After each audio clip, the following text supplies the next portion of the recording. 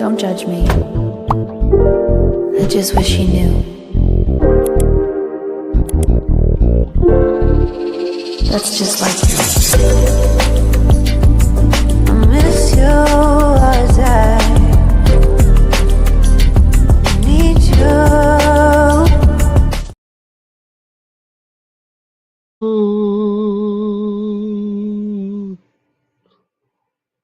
What's up? What's up? What is happening? It is the 6-man combo, as you already know, man. This your boy 6-man K Styles. As you see right at the bottom of right below me, you already know him as the Senator, Palpatine, aka Mad Mike Sports.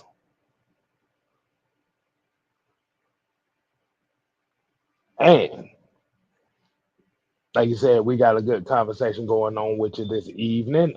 As we already know, if you're new to the channel, make sure you hit that subscribe button if you're new to the channel, as well as hit that like button as you're coming in. Like you said, the like button is going to help us in the algorithms of a lot of the things that we need people to see us talk about.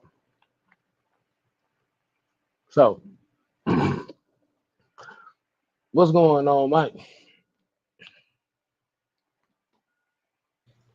Nothing much, man. I'm gravy, baby. How's everybody else doing? I think everybody's doing good. As you see what the topic is for the evening, and you see what's going on in the screen, so you already know we about to kick in some a good conversation here. Mm-hmm. So, for folks, so my bad, y'all. Sitting here eating some rice. I ain't ate nothing all day. Let's go ahead and get right into what we normally get to. And Mike, what is that? It's the 3 special words. It's the real welcome.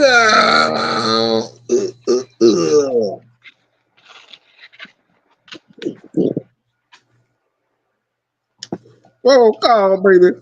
The real roll call, baby. Yeah, boy. And today's real roll call, we gonna kick it off with Deshaun Caswell.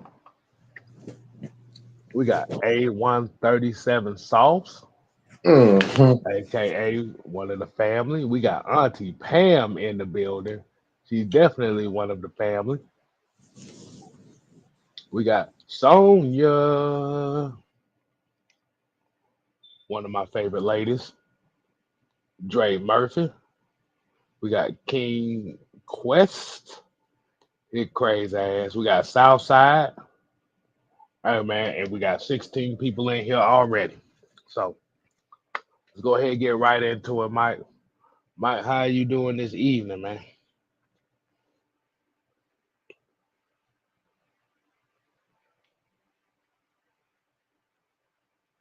Michael. Oh well, Mike ain't here. So let's go ahead and talk shit about it. But nah, for real, man. I'm here. I can't tell y'all what I was doing, so I'm gonna just keep it to myself. You smashing you smashing forearms to foreheads. That's what you doing over there. Mm, not, I mean, not at this moment. oh well. We come down to it. Hey, man. Got a couple topics we want to head into before we get to the main topic, which is the uh fanfare obsessed with Jalen Ramsey. So I want to go ahead and get a couple sidebars out the way. Uh, you don't mind we walk into these sidebars, right, Mike? I don't, and I don't, and I don't, and I Okay, don't. okay. I don't. And I see Jam talking about what did I walk into. Well, you ain't walked into nothing. The show just started. Don't do us like that. Usually the foolishness starts at the end of the show. But Mm-hmm. I kind of want to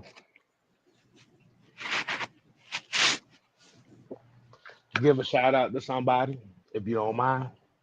Go ahead. Yeah, man. I want to give a shout out to my man Lee Corso. I guess officially the news has been out that he is officially retiring here soon. For Hmm. those that don't, and I don't know anybody that don't know who the hell Lee Corso is, Right. but they said that his final game day appearance is going to be week 1 of the college football season. He's going to hang it up after that. Hmm. Um, I'm like, I'm like, damn. And like you said, and he is 90 years old, so he's been doing this shit. Oh wow. He's been doing Yeah. this for a long time, I don't and know it how kind to think of and it kind of brings to me how time flies. Cause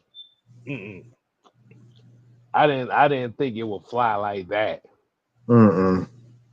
So for those that don't know who Lee Corso is one of the main guys on college football game day. He's the one with the who always put the mascot helmets on for who he thinks he win. For those that do not know, but he's been a staple in the college football name probably Mhm. even longer than I've been alive. Oh yeah. I mean, at 90 years old, yeah, that I can see that. But Mike, let me get your take on this, man. So, what do you think about Lee Corso finally hanging it up after all these years, man? Um, I mean, Lee Corso obviously a legend when you see it, man. It's like you just look at what was able to bring to the game in itself. A lot of knowledge, but more importantly, just very entertaining. Like he's one of those people that's just like he's just all over the place. You never know what the hell you're gonna get with this dude. He's all over the place, just says random things, and I think that's what people are gonna um, miss about him. You know, obviously with the mascots and having each mascot and whatnot. But like I said, he was random, real, and raw. When you get to a certain age, everything just become raw. So he was definitely raw, but a legend nonetheless. It's almost like a point that he didn't. Like you said, it was the entertainment aspect of it. Mhm. Like you said, I think he and a lot of people would kind of test to this is he's one of the main reasons why a lot of people watched college football game day because of the energy that he brought to it. Because I know you got, I don't know everybody that's on there right now. Sometimes it's Matt Liner, sometimes it's Reggie Bush, sometimes it's Kurt Herbstreit, sometimes it's whoever the hell. But Lee Corso was one of those main guys that everybody gravitate towards too because he already know how to pull the audience. Mm-hmm. That whatever city he was in, he knew how to pull that audience into the show. Mm-hmm. And you know what's very interesting?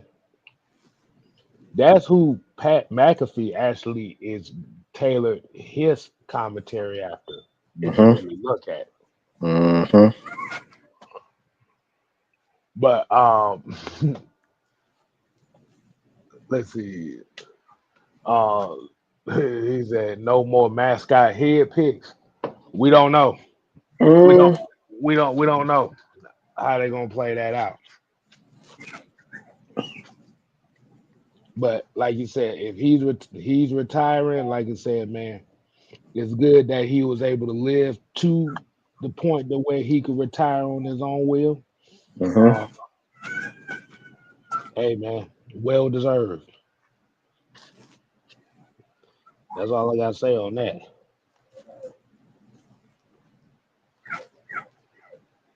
And And like I said, the thing is, he's one of those guys that you just look at it.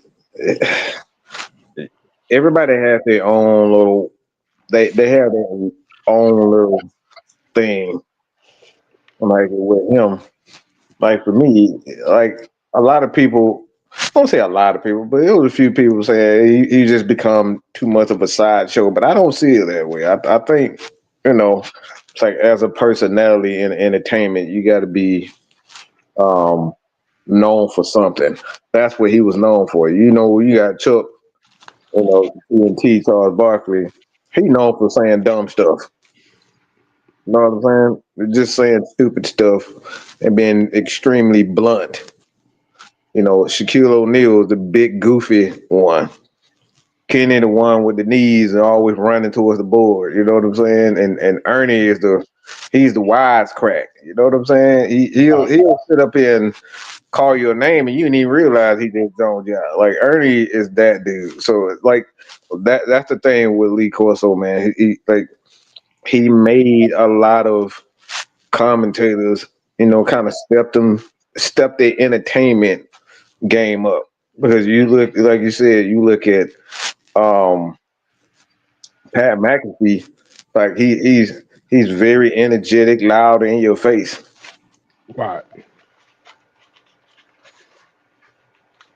This is like the thing that we do ain't about being intelligent, man. You got to be able to bring a little bit of entertainment, make people laugh, and connect with people. You know what I'm saying? And like I said, that's the thing with um, Lee Corso. He was definitely able to connect with a lot of college teams and organizations, schools all over the country. Yeah. So, so I want to go. I wanted to go ahead and get that out the way because, like I said, that's one of the big news. One of the big news commentaries that's going on right now about it. Like I said, definitely shout out to Lee Corso. Uh, Mm-hmm. Probably gonna be down in the Bahamas somewhere Mm-hmm. within the next couple weeks. But let's go ahead and get right into the show. As you already know, as you've seen the title, and this show is actually going to be a further explanation on said short that was put out by my brother at My Sports, Mm. in which the short says the Atlanta Falcons fans trade for Jalen Ramsey. And Lord have mercy. If you saw the comment section on that short, everybody jumped on that thing like it was a stripper at Magic City Oh, yes, sir. without reading the caption of the video. So Mm-hmm. I asked you this question, Mike, before I ask the people that's watching here. Now, as we already know, the Miami Dolphins have allowed cornerback Jalen Ramsey to go out in the market and seek for a set on set trade partner. But the news and what the ramifications behind that is, you might have a little bit more insight on that than I do. Didn't Mm-hmm. it say that whoever is willing to get a Jalen Ramsey is going to have to take on the $21 million remaining owed to him or something like that? Yes.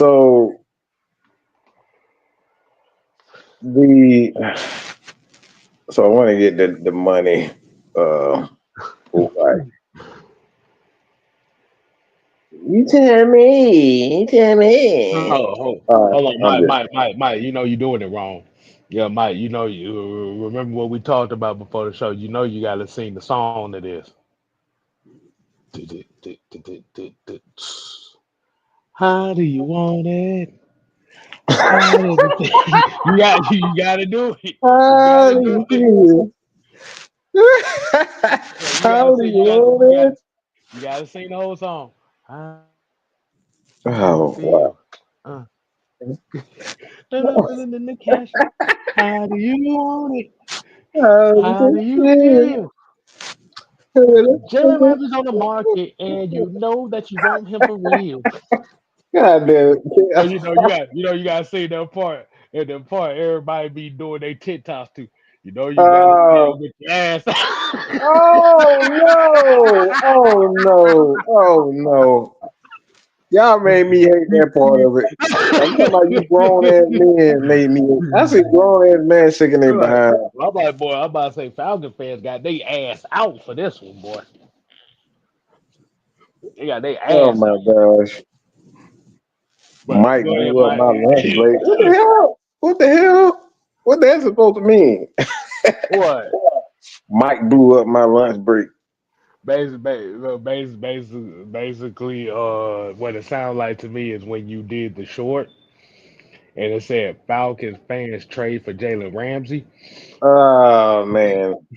But the reality of it is the majority of people that saw the short didn't see the fact that it said Falcons fans and they just hmm saw Falcons and Jalen Ramsey. It's It, important to read, y'all. It's it important to read. basically goes back to the point that we always say over here. The problem is a lot of Falcon fans are so enamored with big names hmm that is what I call the trigger word that that enables some type of feelings as far as quote unquote videos go around. hmm But what do you think about this said situation, Mike? So this is an interesting situation, obviously, because um, well, I got to do it, y'all. Sorry if you Zay. Yes, it's okay for you to comment, Zay. um, oh shit, y'all gonna make me do this. No, I didn't. I never false advertise. He said Like they I thought he never. said, No, see, I know here's they thought yeah, that. But like I said, yeah. it's important to read. We do a lot of intentional things. Okay, you just have to figure out what that intent is. That right there is the thing, and why y'all support us because you got to figure out what that intent is. All right, so there was definitely an intent in that particular. So the question case style is what I really think about this situation. So I'm gonna try to do it without curse words this time. I really am. Um, God Almighty, because this guy is he just irritates me. So this guy just have not shown. We got a bunch of people that's up here, and a lot of people in the Discord, the AFM Mad Mike Sports Discord, and shout out to y'all. But y'all some stupid mug. Y'all look. Oh my God, y'all some dumb mug. Y'all some dumb mugs. Okay, y'all really are dumb. So the thing is, y'all want to. Oh Jesus Christ! I'm trying so hard not to curse y'all. Um, Hold on, Mike. Why is it that you said that they dumb?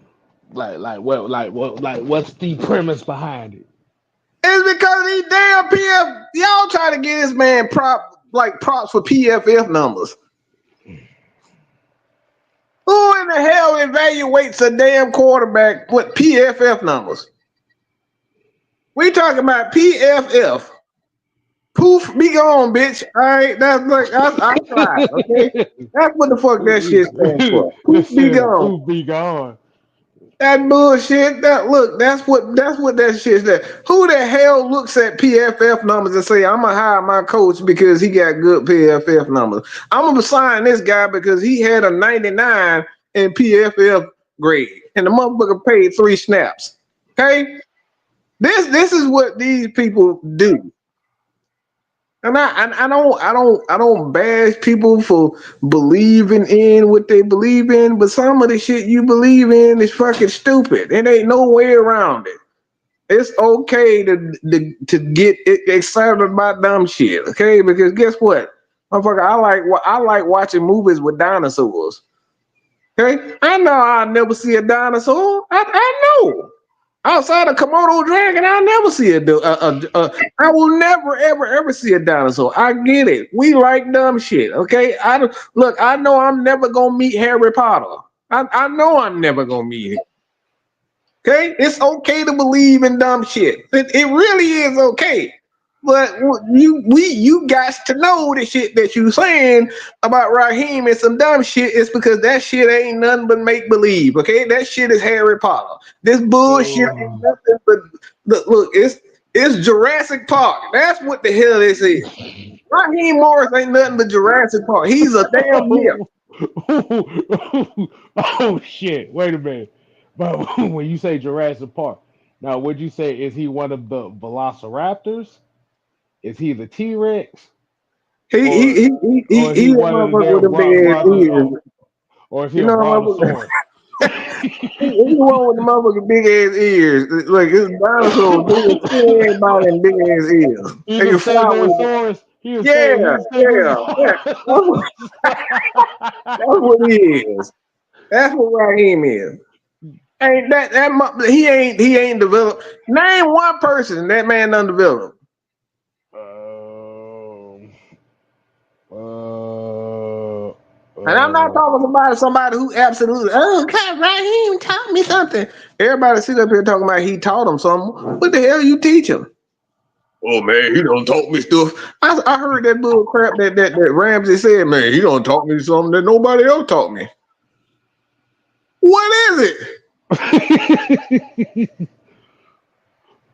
Come on, what is it? JB said he's the bug in the crystal. That is it. He a fossilized beetle. That's what he said. That's what he is. He's a fossilized beetle. Damn it. Damn it. Y'all ain't worth shit. Boy, I almost choked over here, boy. That shit was funny. What'd you say? What'd you say? His favorite Pokemon was a Kabuto? Kabuto or Squirtle, because that motherfucker always squirting bullshit out of his mouth. Look, he squirted a lot of bullshit, dog. A lot of bullshit come out of his mouth, so he Squirtle, goddamn. That's who he is. Kiko said he taught me what type of lotion I need for my capri pants. Not capri pants. Good God Almighty. I'm just saying. Everybody always talking about, oh, Raheem is a good coach. What the hell is he teaching? I don't What is know. he teaching? Who? What? Why ain't nobody ever said he done help my game, help me get more sacks, help me get more interceptions? Everybody keep talking about he's a good coach. He's a good coach. What the hell is he good at? What did he help you improve? What you? Everybody keep telling me this. That motherfucker at the bottom, he at the bottom of every category every year. Nah, nah. Based off of what Raheem Morris is we are like you said, we already know that Jalen Ramsey is a Raheem Morris guy, as he said in his own words. Mm-hmm. Um, so the question is to y'all that's watching. Mike, you gotta sing the song. How do you want it? How does it feel?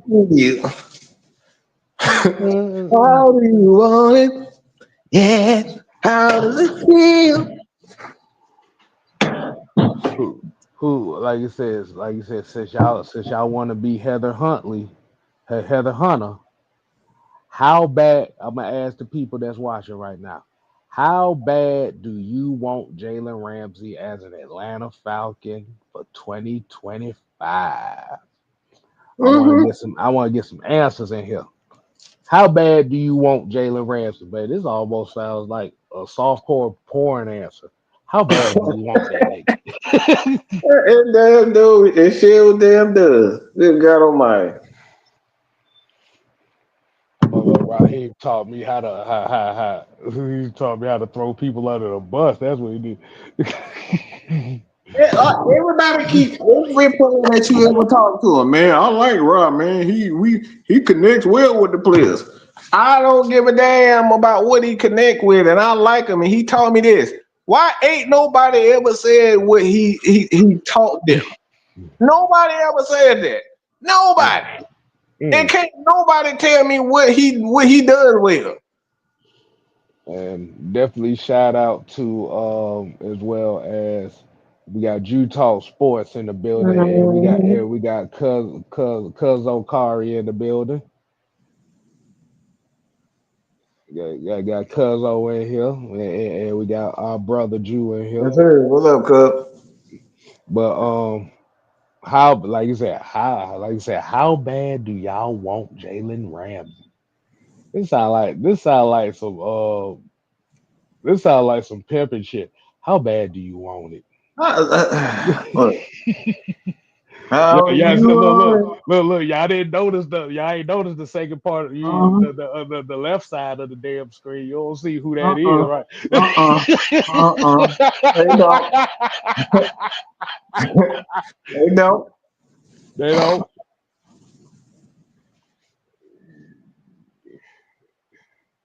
They don't. Mm-mm. For those that don't know who the second part, that them eyes in the back of the screen, that's Tupac. How do you want it? And how does it feel? So y'all go, yeah. So y'all gonna be dancing like Damon the next Friday. Oh my God.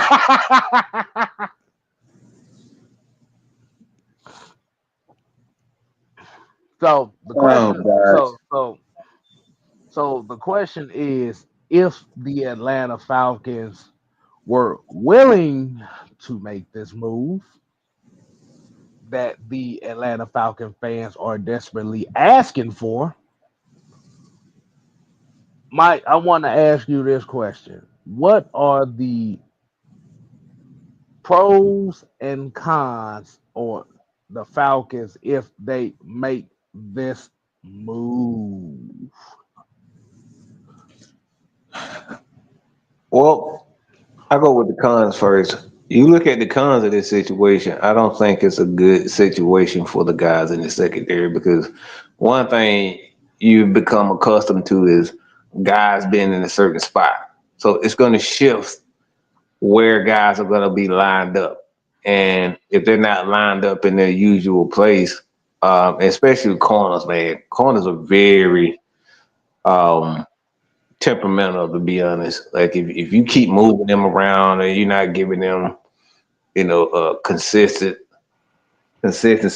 like they, you're not going to be able to get the best out of them. And I think that's the thing with bringing in Ramsey. He can work on both sides of the field, but mostly it's on the right side of the defense that he plays on. Um, and we know who's on the right side of the defense, and that's Mr. Mike Hughes in itself. So you're gonna get, you're gonna put Mike Hughes in a position where I haven't seen a lot of him in the slot. We haven't seen a lot of him in that slot. And then you're gonna throw a guy like D. Alford and Clark Phillips the third. Those guys are gonna be, in and out. They may not get the snap that they typically do. So it's a it's definitely a situation where it's like you got to be real careful about breaking in another corner like that because if Ramsey can't move around and play to a certain team, and he plays better on that right side, yeah. But the positives of this situation is if I'm forced to talk about the positives, I just think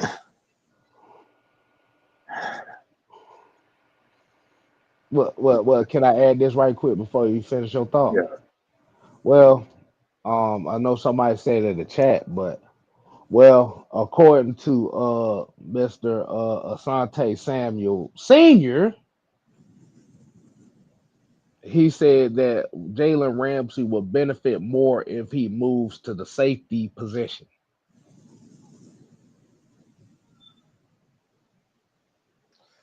I mean that's just look. I respect Asante as a corner, but we ain't never seen this man at no safety. It ain't the fucking time to be sitting up here experimenting and shit when he in his 8th year, 7th, 8th year.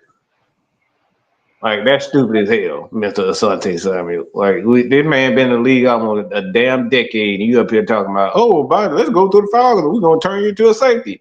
And you don't sit your Mm, stupid ass down so well. How would I do that? That's dumb as hell. I ain't got time to be. Look, this ain't goddamn play. This ain't Legos, okay? You can't just put a guy in a damn position and say this. You can't even do that shit in Madden without losing damn ratings. Your rating stroke change when you start messing around with people's positions and stuff. This is dumb, man. Like, look, this is why some players ain't got no business being coaches because they do dumb shit. They say dumb shit like that. Okay, we didn't know that Charles Wilson was going to be a good safety like that. We didn't know. We didn't know Rod Wilson was going to be a good safety like that. We didn't know any of that. All right. So to sit up here trying to play safety and play with guys and move guys around, it's like that's not how that shit works. That's insane to be honest. I don't want we bring Jalen Ramsey and I don't want to play goddamn Make a Wish Foundation. So, Mike, so I asked you the question: how bad do you want Jalen Ramsey? Look, you asked me, do I like foots on foreheads? Yes, I like foots on foreheads. I'll leave it at that. Wait, he said, you asked me. You asked Ask me. him. Baby. Ask Baby. You tell me. You tell me who be who. Nah, I'm good on that pill. him. Mm, mm. But um, I think well, like I said, one of the things is if you look at the numbers that come with it, as far as what people are looking at, is Mhm. if to only make this happen is you would have to take on the remaining $21 million that is guaranteed for the next 4 years, I think. I think somebody It's, said in the chat earlier. Let me see. I think somebody said in the chat earlier. Hold on. That's a lot of void years, so it's really 2 years. It's really just 2 years to go with that. Those are void years, so you can move the money around for his contract. You got 2 voided years. Unlike unlike a Kirk Cousins, Kirk only has 1 voided year for the most part. So it's essentially a 3-year deal with Kirk Cousins, but he's tied to this team 25, 26, 27, 28, but he got a lot of voided years there. Okay. So basically, what you're saying is the void years are basically years or negotiation years, as they say. Yes. Okay. So he can kind of spread that money out over the course of about 7 years. So, Okay. And Jew asked the question right here. He said the real question is, can Ramsey impact winning games? yeah, I mean, I believe he can. Like the thing is he better than Mike Hughes? I would think so, but we don't know which version of Miss Thing. I mean, Jalen Ramsey that we getting. I like how you just poured that out of your ass right there.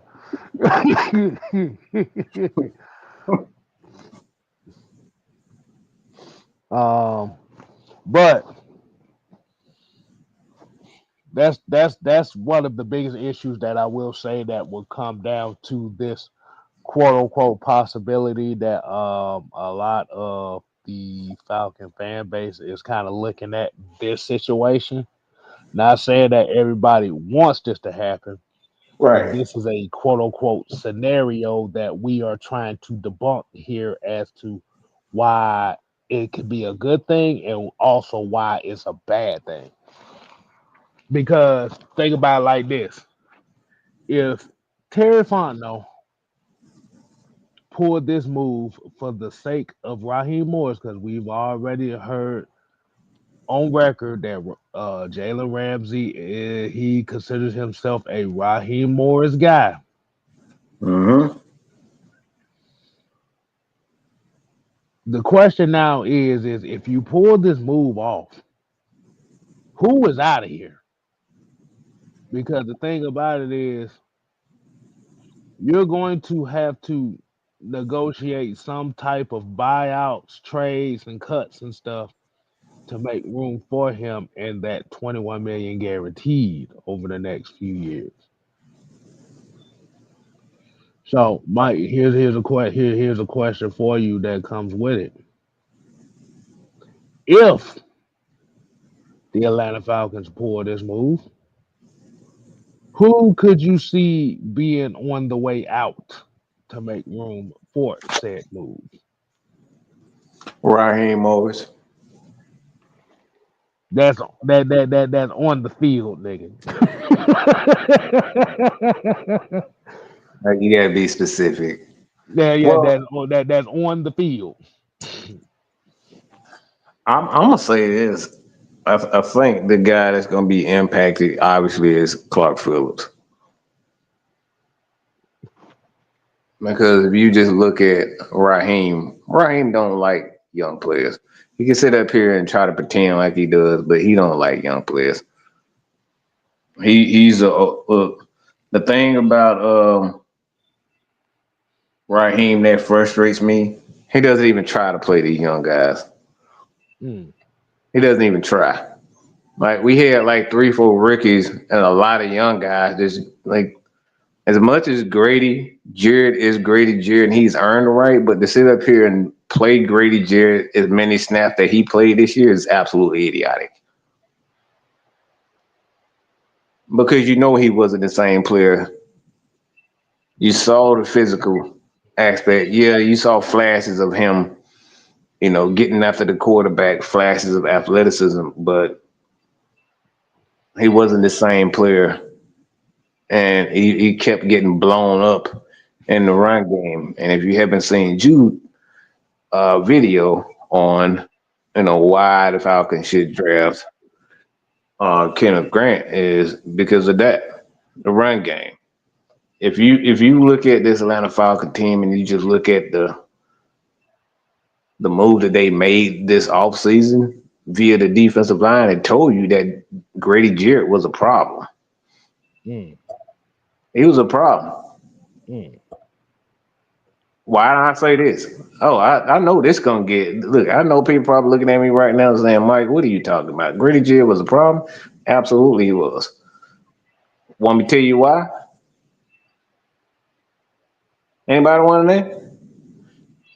Y'all want to know why? Why, Mike? Why? Look on this screen right below my pick. What did that say, K Styles?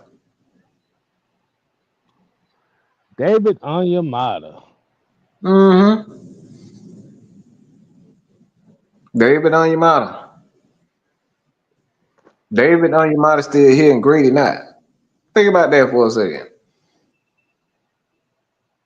Why is a guy that so-called was absolute ass is still here, but Grady Jarrett, who's been quote unquote a legend, in this city, he gone. I'll tell you why.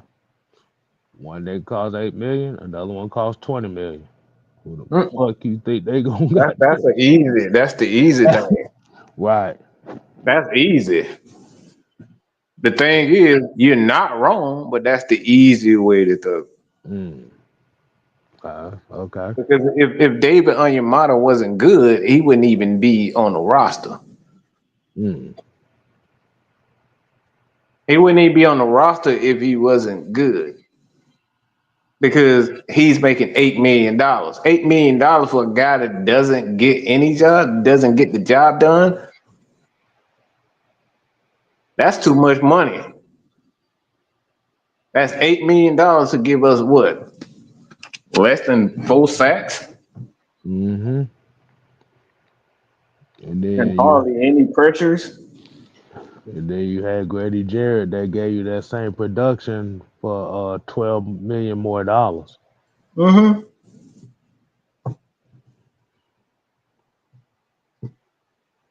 So it's right. All of this is right in front of us, y'all. That man had 3 sacks on the year. Mm. Worst numbers. Look, I'm gonna say he pretty much had the exact same.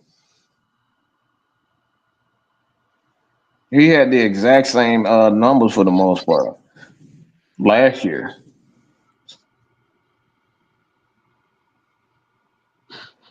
Grady Jarrett, he gone. And like I said, I love Grady Jarrett most, but K Styles said something this now. It's like, did we really pay Grady Jarrett for what he was worth, or did we pay him for his potential? I think we just paid him for the Lord. We paid him more for loyalty than the production. Mm-hmm. And I think we loved him more for the loyalty than the production itself. Mm-hmm. I'll be one of the first. I'll be one of the first Falcon fans in this niche that would tell you that, hey, look, Jarrett's loyalty, I fuck with it. Mm-hmm. But the reality that came down to it is when you saw Rook Orororo Mm-hmm. and Brandon Doyless get drafted the same year, which was last year in the draft, that told you everything you need to know about what the plans was going into the future. Mm-hmm. You got to look at the moves that have been made. So I'm not. The thing is, I'm not saying that Grady Jarrett is some sort of bum. Mm-mm. Not saying that whatsoever. But how what I am saying is what we was paying him and what he was actually worth. We overpaid. Mm-hmm. Not like Julio Jones. Like we overpaid Julio Jones. We found that out quick that Right. we overpaid him. We gave him $60 million for a thank you.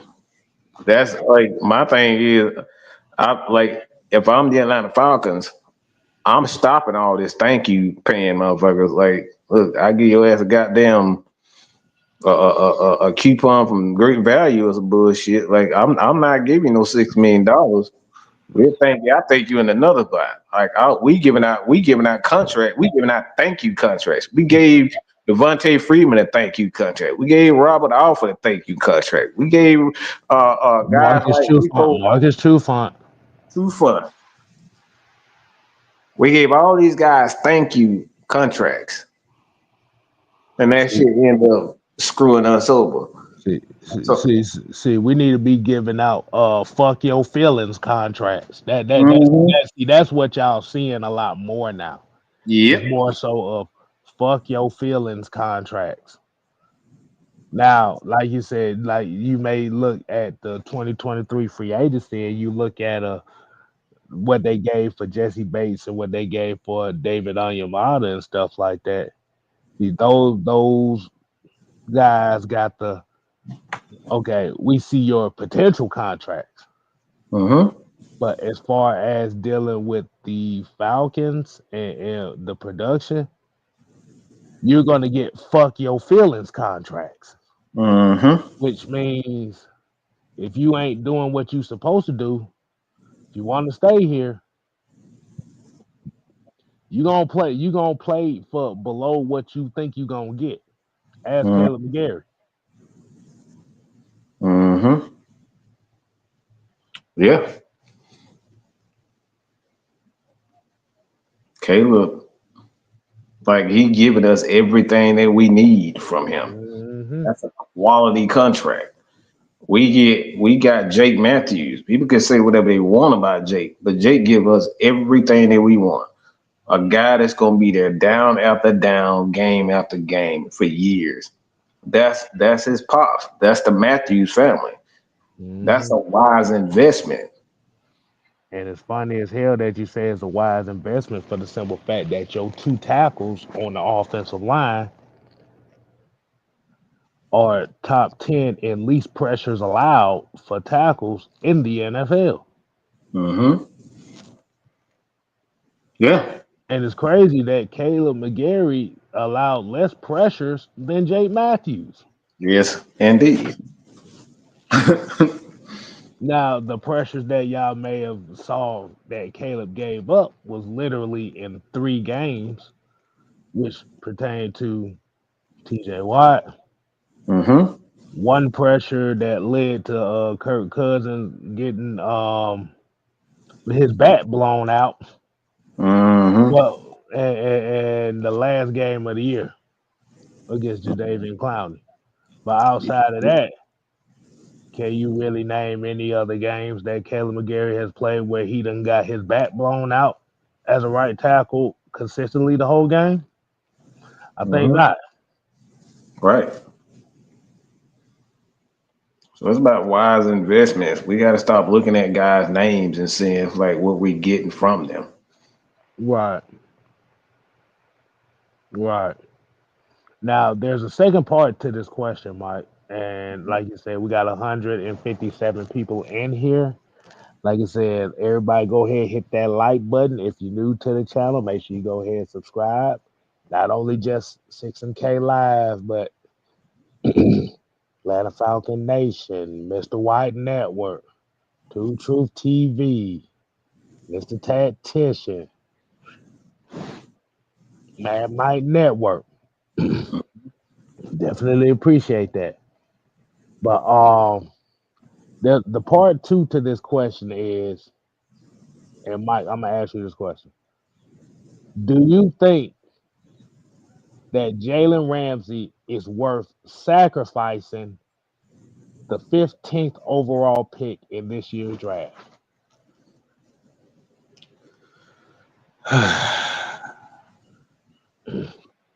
I don't think we're a player away, to Mm, be honest. The thing is, the question is, for me, when I hear that, is are we a player away?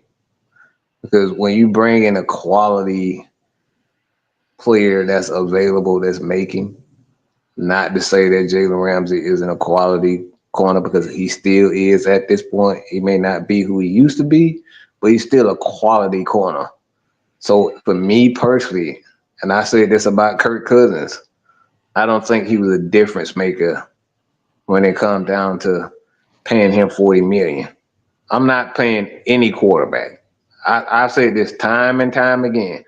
If you're not a difference maker, if I can't count on you for the fourth quarter to step your game up as a quarterback, and I don't need your offensive coordinator being able, even if the offensive coordinator calls some garbage plays, you as a player better find a way to make those garbage plays work. We've mm, seen that with Matt Ryan. You see what mm. I'm saying? Like I've Right. seen that with Patrick Mahomes when they obviously don't have their number one receiver and Rasheed Rice. You know what I'm saying? It's like they were missing their number one receiver and they still made it to the Super Bowl. Like those are the things that I'm talking about. So for me, I'm not paying anybody that's not a difference maker. I don't know who said it in here. I apologize, but like somebody said, like I'm not paying for anybody. That's not a difference maker. It may have been you, but it's like I said, he's not a difference maker, and we're not a player away. So Mhm. that's the thing for me. He has to be a difference maker. Mhm. And shout out to the late great Bishop Bullwinkle, as I quote his famous line for this situation. Hell no to the no, no, no. No. Hell to the no. That's it.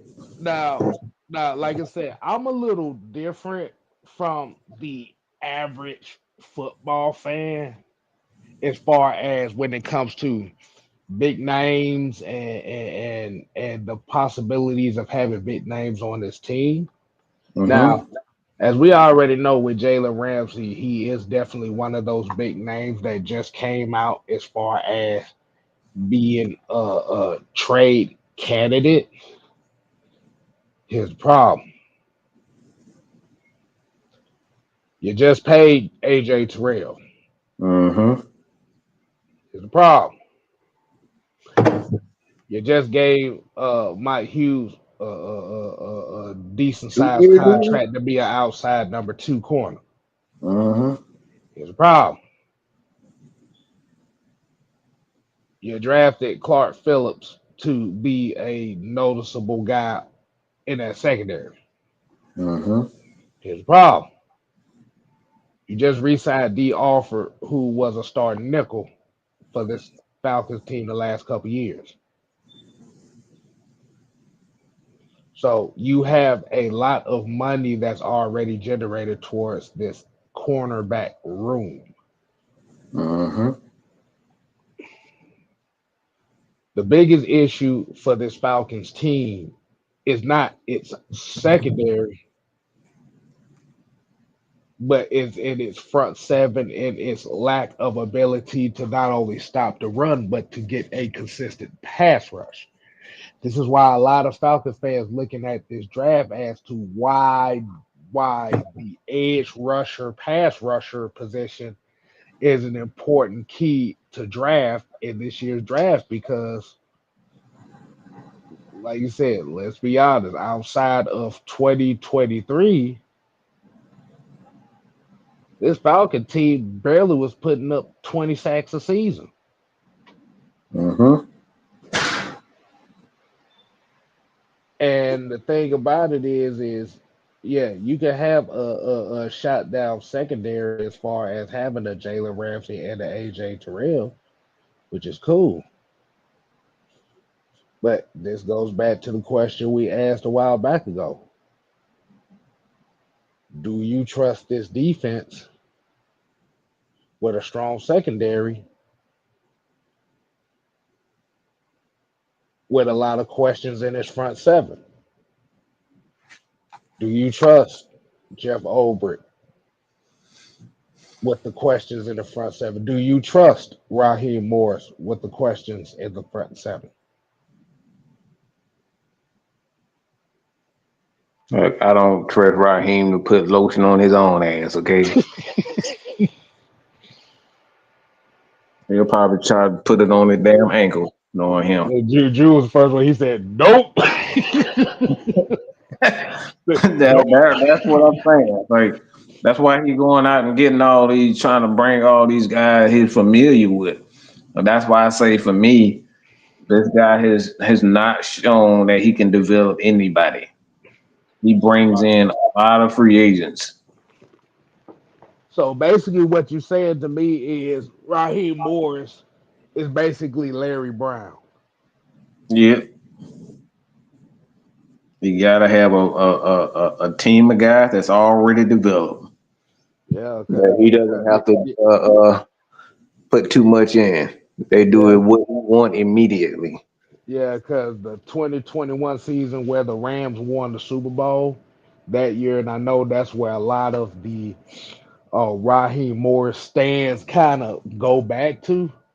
You keep forgetting. You brought in a Leonard Floyd. You brought in a Von Miller.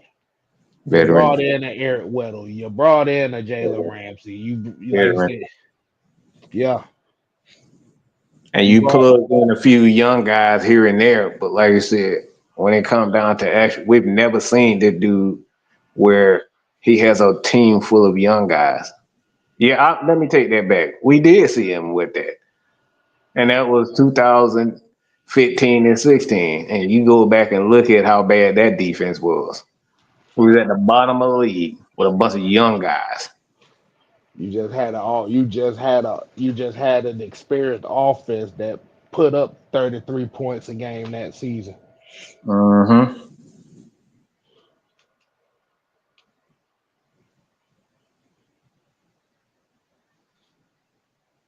So it's I'm not saying he can't or Jeff Olbrich can't, but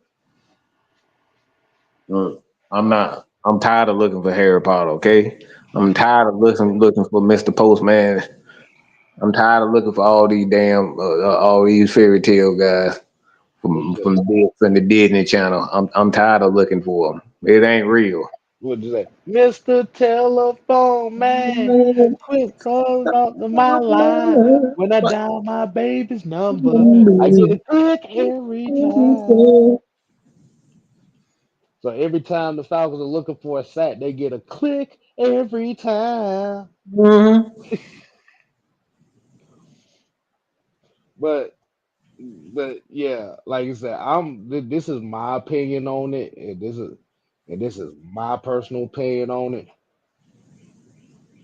Until the Atlanta Falcons develop a consistent front seven, it doesn't matter what the fuck you bring in that secondary. If Mhm. your front seven cannot consistently get pressure or consistently being able to stop the run, this Falcons team is going to continue to be what it has been for the last 5, 6 years. Mhm. Offensive potential, but like you said, a defense that's inconsistent. Mhm. Now the question that I asked was, would I be willing to sacrifice any draft picks in this upcoming draft to bring in a veteran? And I say no. Mhm.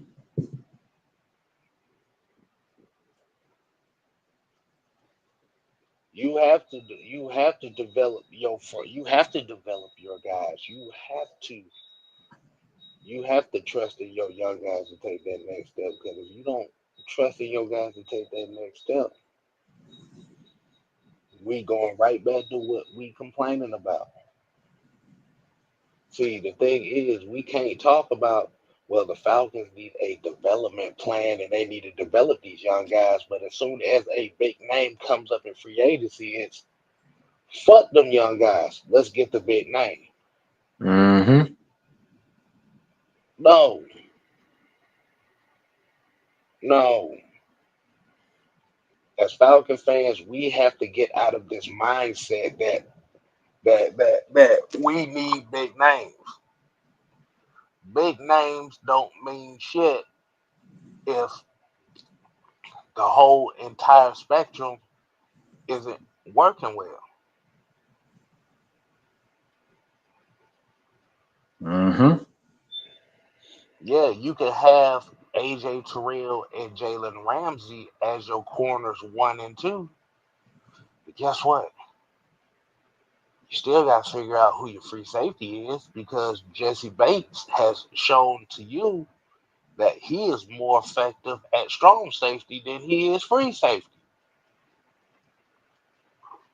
And you have a DeMarco Helms who is a strong safety, and we don't know what he is really because we haven't seen much of him. Mhm. We just got off the fact that we had to cut ties with Grady Jarrett because they weren't willing to pay $20 million for some shit that they got that D'Angelo Malone was giving you. 3-4 sacks.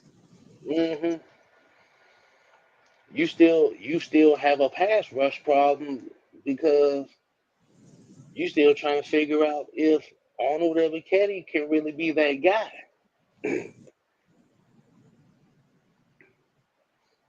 You still trying to figure out if you got middle linebackers that can cover anything. Mm-hmm.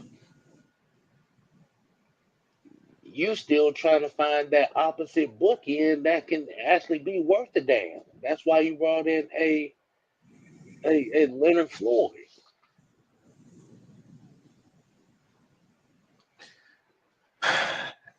You know what bothered me? Right. I heard Jalen Ramsey speaking on Raheem Morris. What's up? This man said, do you remember him saying this? I don't remember. I don't remember nothing. You gonna have to enlighten me on this. So this man said he likes Raheem as a coach because he gives us the opportunity to choose the type of coverage that we want to play. So basically, Raheem Morris is a fucking do boy. Tell me in the chat what if does that make you feel any type No, of way? And no, I'm no, gonna give no. my no. takes. Look, I ain't even gonna say that. So what? So the best question I ask about that is, what the hell does that mean? He gives the DBs the opportunity to play the types of coverage, whether it's off press, all that. He gives them the opportunity to do that. Before I give my take, I want to see what y'all thoughts on that is. What the hell does that mean? I mean, I have a feeling what that means, but I want to like Mike said, I want to kind of see what everybody's thought process on that. I want to see what y'all because I got my thoughts on it. When I heard him say that, I said, boy. Hold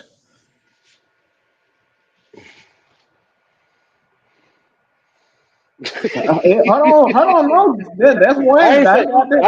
I ain't saying nothing. I ain't saying nothing. I'm just I'm waiting for the comments to come. I really I'm waiting want to for. see I want some more comments on this. What do you think that means?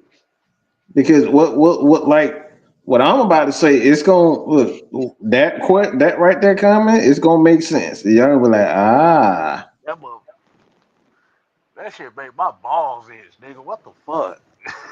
I heard Mhm. shit like that. The fuck was He said he gives us the opportunity to play the coverage. Hold on, say that again. He gives He them the said Jalen Ramsey, just go look at Jalen Ramsey on Raheem Morris. He said he loves Raheem Morris because he gives us an opportunity to choose the type of coverage that we want, whether it's bump, off coverage, or inside, outside. He give us the freedom to do what we want to do as DBs. mm, mm. There's one word in that quote that just gives that just made me raise my eyebrows. I didn't want to get some more. I just want to get some more thoughts in the chat before I say something on this. It's going to be brief, and I'm gonna let Mike tee off on it.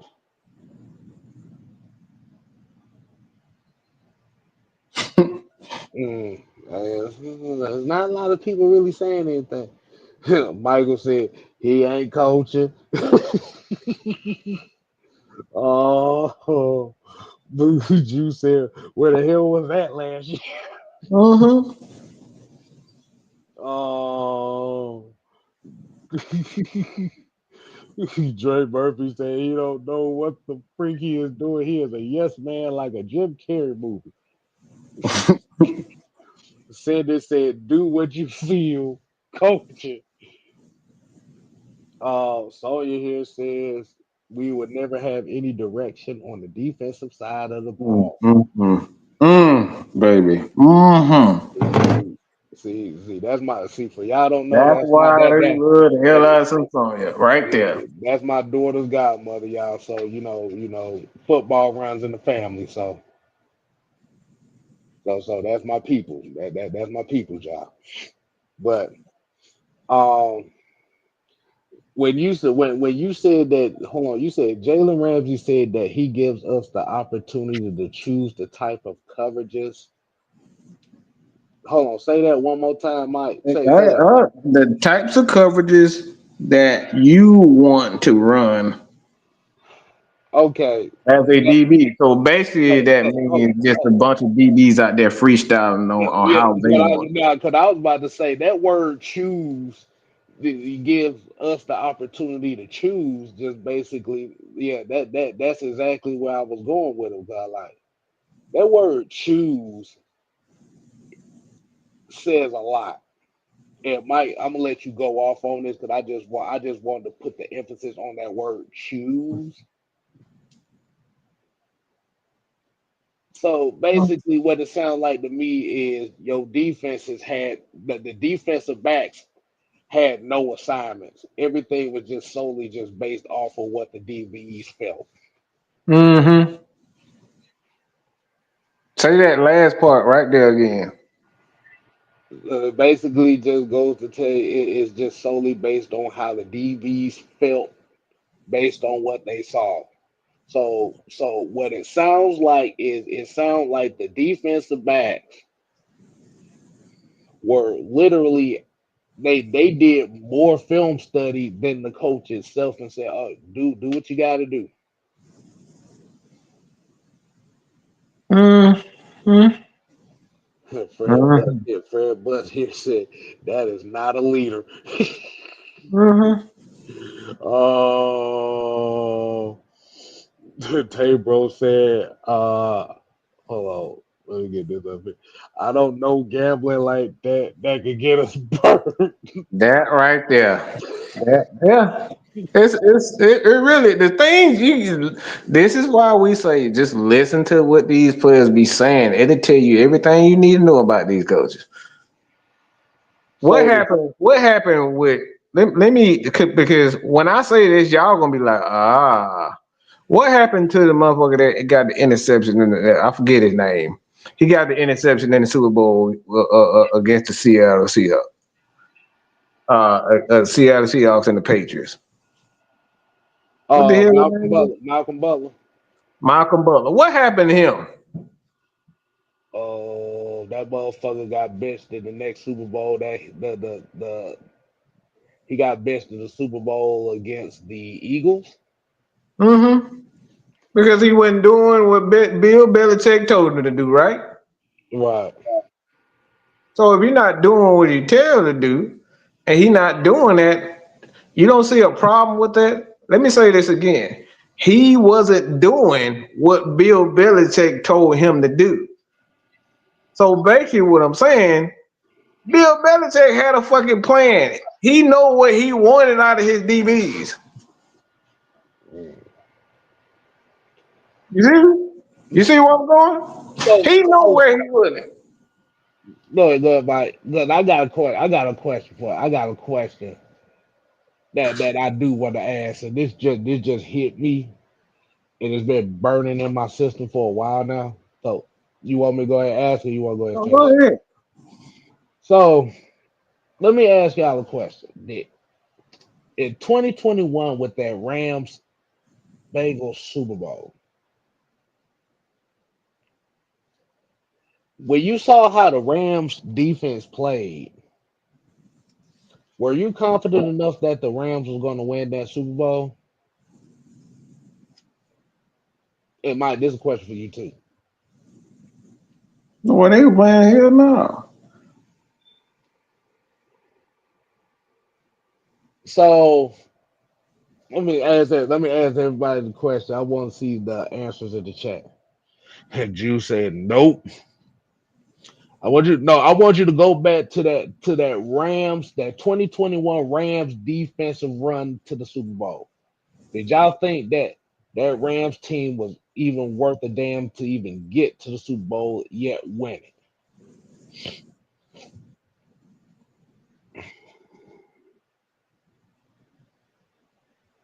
Southside said not really. Dre Murphy said nope. Yeah, Southside said not really. It was only after they pushed Aaron Donald. Hmm. I want to get some more answers. Drew said Bengals got robbed. Remember that phantom pass interference in the red zone? He said Rams had the Sanders said Rams had the best defensive player of the decade. Aaron Donald made a lot of people look better than what they were. Let me Oh, see we if this. know. Yeah. I just want to get some more answers from some more people as well because I want to let Mike cook on this. So if a guy like Bill Belichick would bench a DB because he's not doing and playing the coverages and he's out there freestyling doing what he want to do, why in the bloody hell we got a fucking Raheem Morris that got a whole bunch of DBs out here freestyling? And then we want to know why motherfuckers like D offer to get lost in space. Ugh. That You see that where I'm going? that Minnesota game was bad. Mm-hmm. The Minnesota game and that second Saints game was bad. Mm-hmm. There's another question. Right. If you ain't Deion Sanders, why the hell am I giving you freedom to do what you want to do?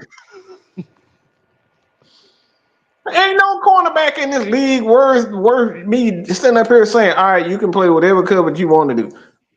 Huh? Nobody did that. The real Revis wasn't out here doing what the hell he wanted to do. Bill said, wasn't that the Cooper Cup Triple Crown year? Yes, it was.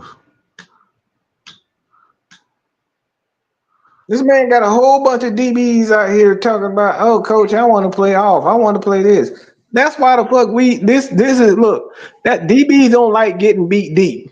Okay? Let me put you in the mind of a defensive back. They don't like getting beat deep. Nope. No DB like being deep. So guess what all gonna do? They're gonna play They off. they playing off like a motherfucker. So they can do what Asante Samuel does, break on the ball. That's why they do that. So every DB is going to want to play off. That's what they're most comfortable with. But as a defensive coordinator, what's your job? Fuck comfortable. We need to put you in every position possible. So when the time comes, either I need you to play off, I need you to play inside, I need you to play outside, I need you to play bump. You got these guys up here doing what they want to do. And these guys ain't even earning the right to be out here playing 5 and 10 yards off. Who the hell are you? I'm not giving Jalen Ramsey the freedom to do that. I don't give a damn if I pay him $100 million. That is insane. But think about this though. He gave them he like you said, he gave them the freedom to do what they wanted to do. The Falcons don't have Aaron Donald. The Falcons they got Malcolm Floyd, but we don't know what Malcolm Floyd we're going to get. The Falcons don't have an Aldrick Robinson. We still trying to figure out what this defense is going to be. We don't have a Von Miller. We don't have an Eric Weddle. We have like Mike, you said it earlier. We have a lot of pieces on this defense that we're still trying to figure out what they are. Mm-hmm. Trying to figure out Like what I they said, are. like I said, Jalen Ramsey's greatest years in Jacksonville was the fact that they had Saxonville. They had a front seven that was getting sacks. Mm-hmm. Jalen Ramsey's best year in LA came from a front seven that was getting sacks and disrupting quarterbacks. Mm-hmm. We don't know what we have until we have like you said, Jeff Obert was brought here for one reason, and that was to save Raheem Morris's ass.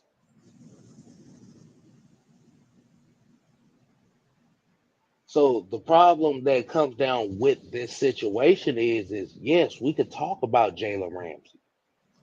We could talk about AJ Terrell. We could talk about Jesse Bates and all this stuff. Mills said he went to Miami and became baked chicken. Yeah, I'm about to say, didn't nobody talk about how great Ramsey was in Miami when he got there? Because the front seven wasn't worth shit. And they couldn't stay healthy. That's the problem.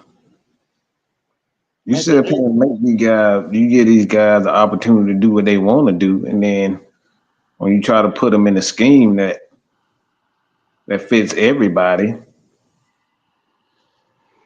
they don't know how to play consistently. you know why the Atlanta Falcons went on a 6-game run where they looked like one of the best defenses in the league? Because they literally had the blitz damn near 6 to 7 people every time to get some pressure.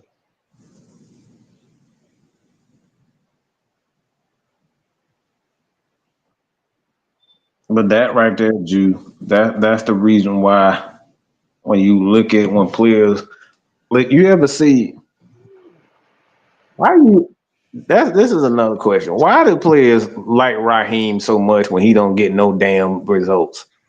Okay? This is shit that I'm talking about. Let's think about that for a second. These are real questions. Why do players like him so much when he don't build no top defenses? I ain't never built no top defense. Why do players like him so much? Because he is a player. He is the bad definition of what a player's coach is. It's pretty much one of those I will let the inmates run the asylum type of Ding ding situation. ding ding ding ding ding ding ding ding. That right there. So let me ask you a question, Mike.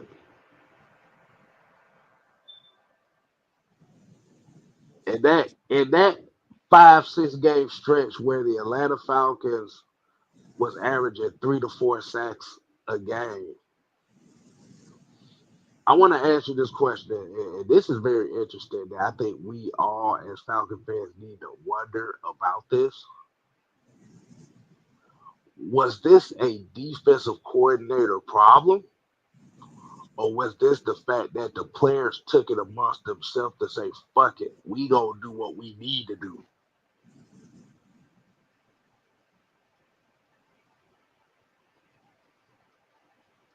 That's Because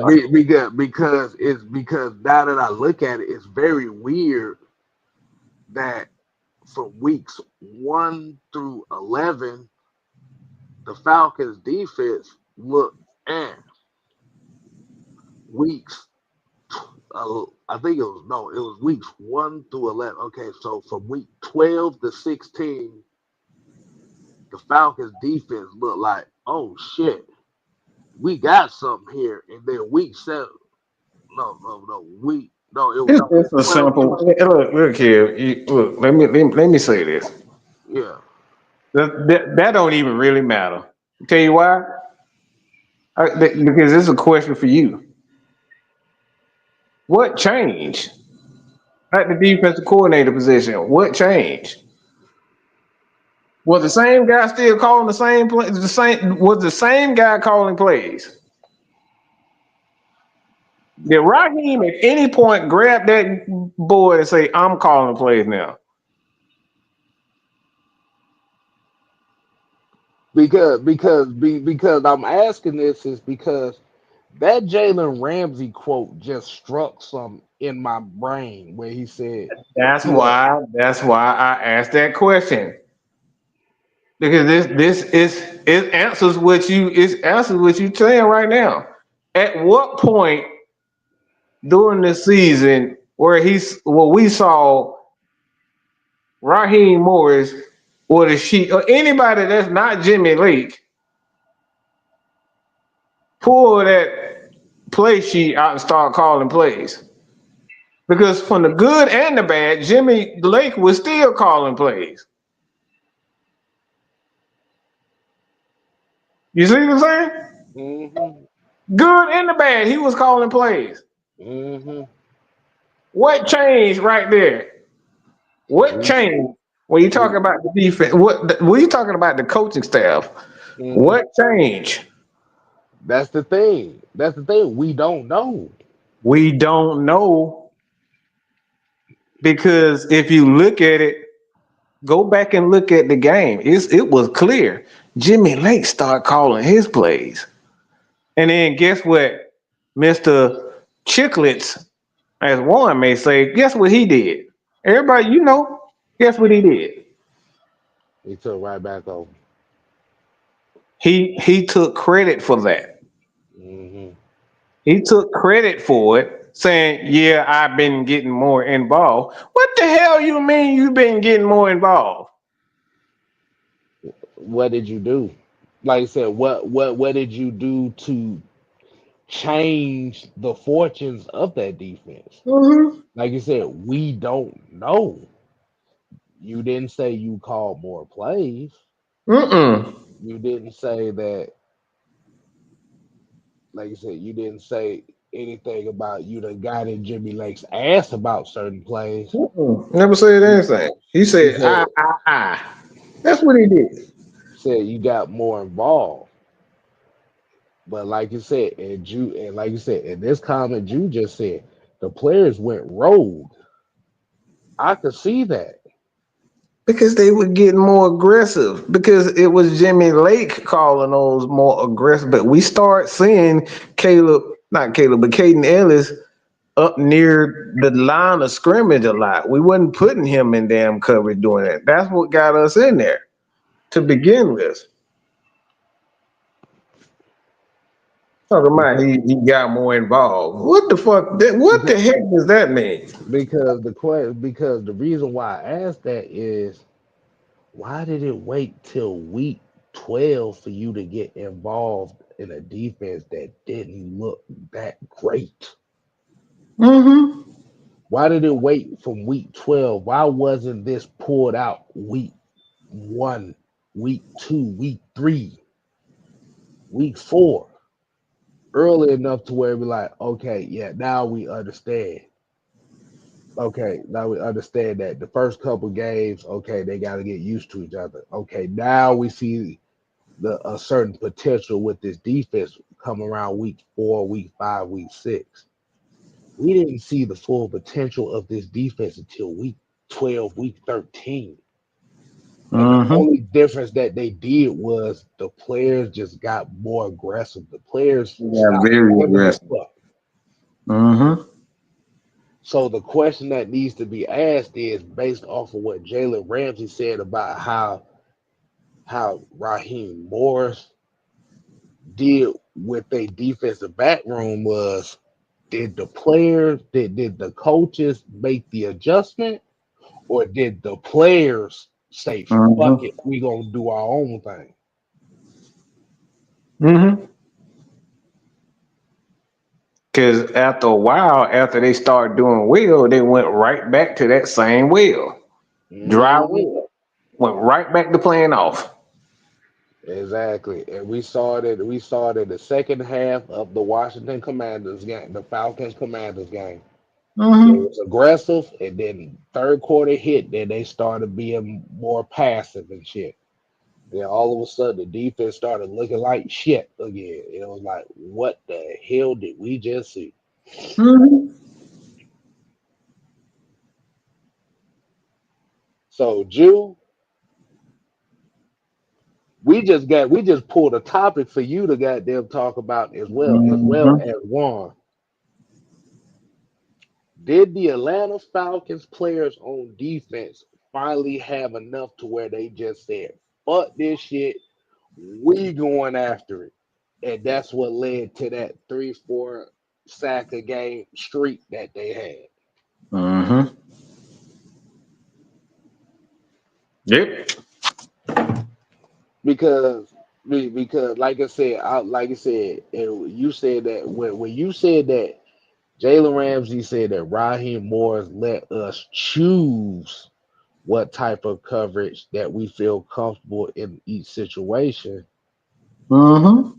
That shit right there just blew just that alarm just went off in my head about that. It was like you were allowed to choose, which means this nigga came to you and said, "Do you and what you feel." Is that what the Atlanta Falcons did in week 12 through 17, where they averaged 3 sacks a game, where they were attacking the line of scrimmage, where they were being more aggressive of the secondary? Was this the players actually going against the coaching staff, or was this the coaching staff holding back the defense until they had no choice? And the thing about it is either way, that's a bad situation that this team did not need to have, especially when you have a lot of young players on there.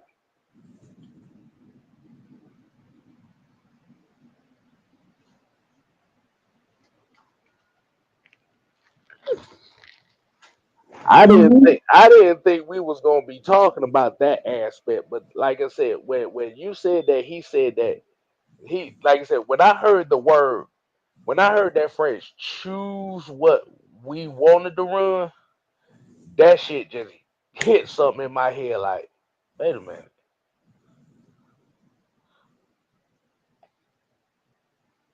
Did the players just go rogue because they was tired of getting embarrassed? Mm-hmm.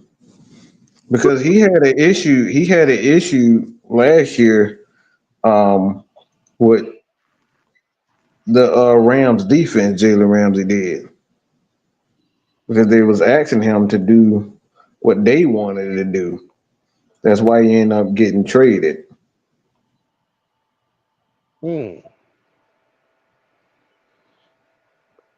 We might need to dig deep into this a little bit more than we need to, because that shit just brought a damn question. That shit just brought something out to that Mm-hmm. I think a lot of us Falcon fans really need to look into is like, Mm-hmm. did the Falcons players go rogue in those 5 or 6 games? Is the coaching staff really even worth a damn if the players went rogue? Because because I'm looking at it and I'm like, that's kind of a weird switch to go from something that be so passive for the first 2/3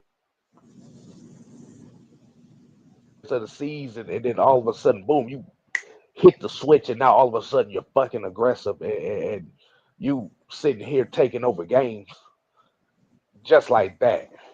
Like I said, that shit is off to me. That shit is weird. Mm-hmm. I'm just saying. Let me You just ask, gotta pay attention. let me ask everybody a question here. I want to know how everybody felt seeing the Falcons go from getting 10 sacks in 12 weeks to 20 sacks in 5 weeks. I want to get everybody's opinion on that, because the first 10 to 12 weeks, the Falcons had a total of 10, 11 sacks. And I think they barely even had that. And then week 12 comes around, and then all of a sudden they get 20 sacks in a 5 game stretch.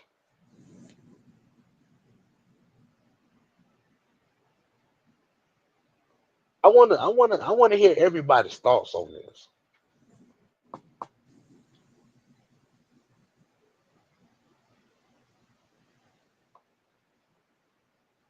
I'm just waiting on answers. I just wait. Yeah, I guess.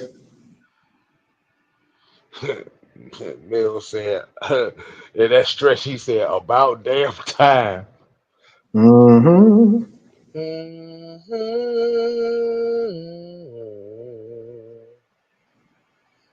Come on, we waiting on some more. We waiting on some more answers.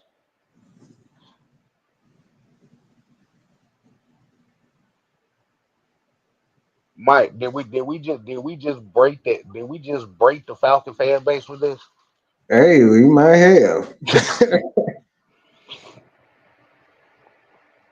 Maybe just have done that. 'Cause like I said, this is All right, Georgia, Texas boy. I asked the question. Okay, I'm gonna ask. He said, "What's the question?" I just got big in. So the question was between weeks 1 through 11, the Falcons had 9 sacks in that stretch. From weeks 12 to 17, they had over 20 sacks. How did you feel about that quick ass turnaround that came out of nowhere?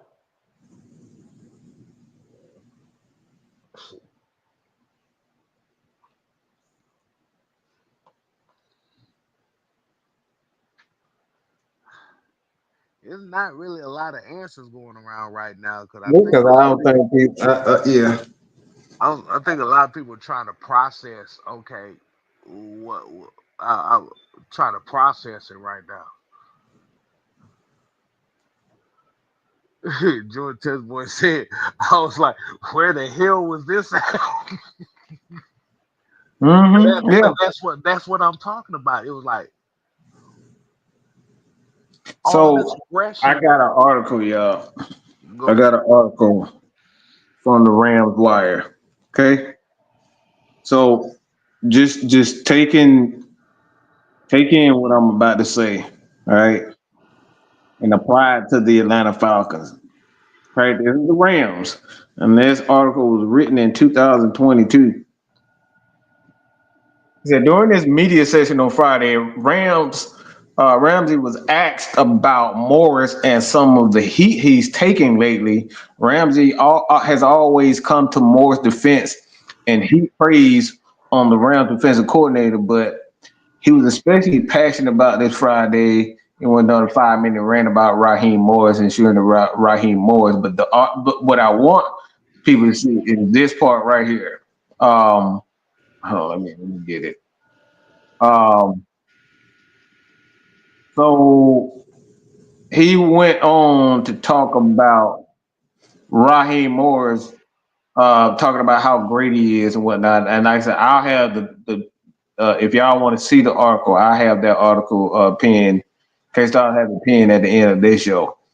But he said after talking about Morris' greatness, Ramsey went on to discuss the inaccurate takes on Twitter about Rams coverages and schemes. He said no one knows what coverages the Rams run, but they was talking about some of it come down to what look the offense give and which dictates the Rams and how they use it. But a lot of these people in this article, what he was essentially saying is that they was questioning his on why he was calling so many soft coverages in this article.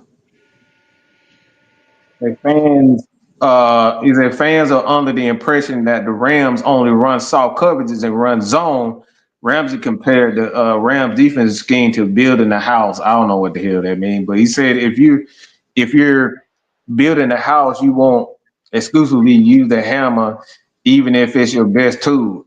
It's the same in football, saying that the Rams have a toolbox full of tools that they use, even if technique might be their strength. So basically, he's in this article. Fans were accusing Raheem Morris of the exact same things that we are accusing him and playing 15 5 yards off. Okay, so he's getting the same. It's essentially in this article. It's the same thing that we've been talking about, and this was 2002, playing the exact same coverages. And Ramsey came, quote unquote, to his defense, saying he's giving. So essentially, in this thing, he's giving these DBs the freedom to do whatever they want to do, even if it's not their strengths. Think about that for a second. He's giving them the freedom to do what they want to do, even if it's not the defensive back's strengths.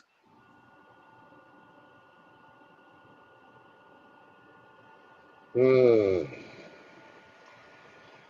And like I said, this is 2002 in this article. You said 2002 or 2022? 2022. Mm. I think we might need to save this for a part two here, because Mm-hmm.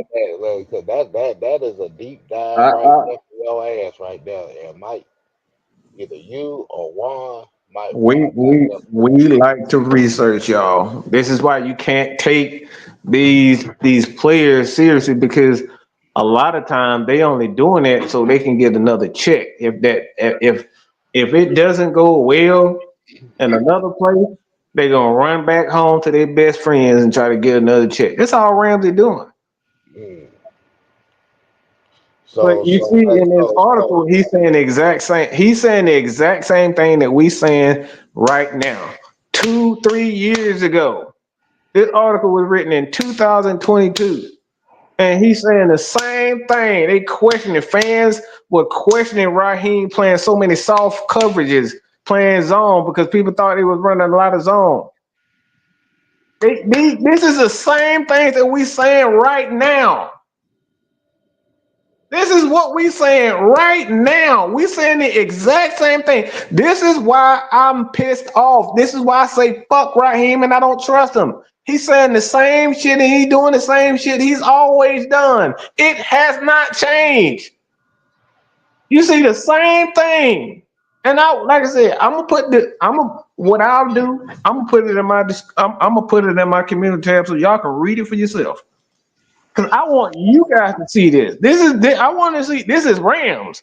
So nobody in the Falcon niche has anything to do with this. Manipulation, they didn't manipulate this article at all. Okay. Nobody. This is the Rams wire. These people are saying it's about Raheem. Until this day, we still saying the exact same. Why are we playing so many soft coverages and zones? How many times have we said that this year? seemed like that was a daily rant right there. Mm-hmm. This is why it's important. This is why it's important to research.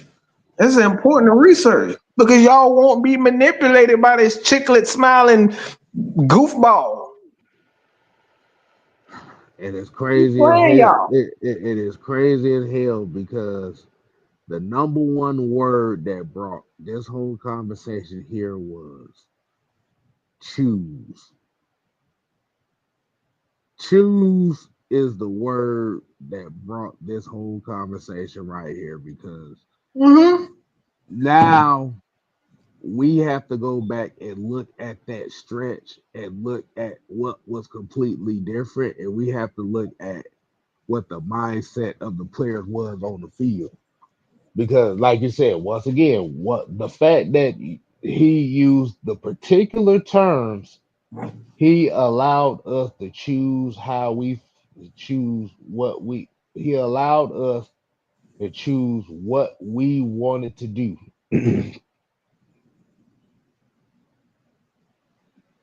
I'm just paraphrasing it in that aspect.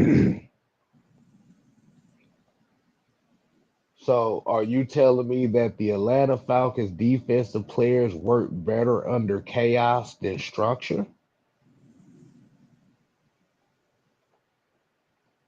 Are you telling me that structure does not work for these particular type of players?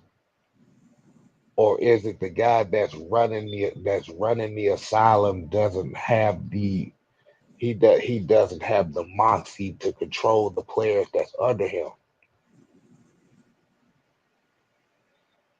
I didn't think we was gonna have a conversation like this on this live because this wasn't Mm-mm. planned at all.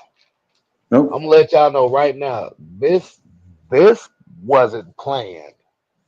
Well the Jalen Ramsey trade scenario was planned, but that right there, rather try to figure out that rather that the players went rogue was not planned at all.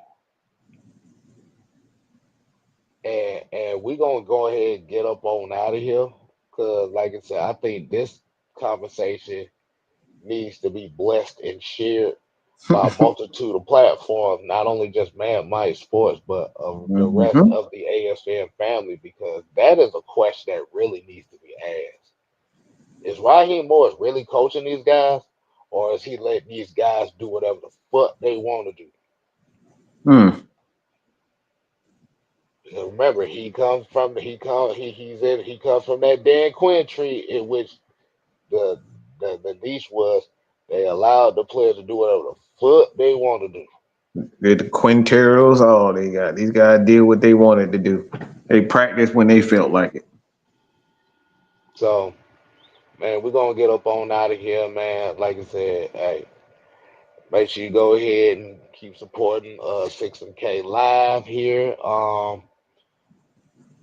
as well as Mad Mike Sports and Mad Mike Network. Like I said, folks, man, we got the NFL draft next week, so you're gonna see the family. You're gonna see everybody get their reaction and takes on the NFL draft. And man, yeah, that shit actually just got me thinking even more.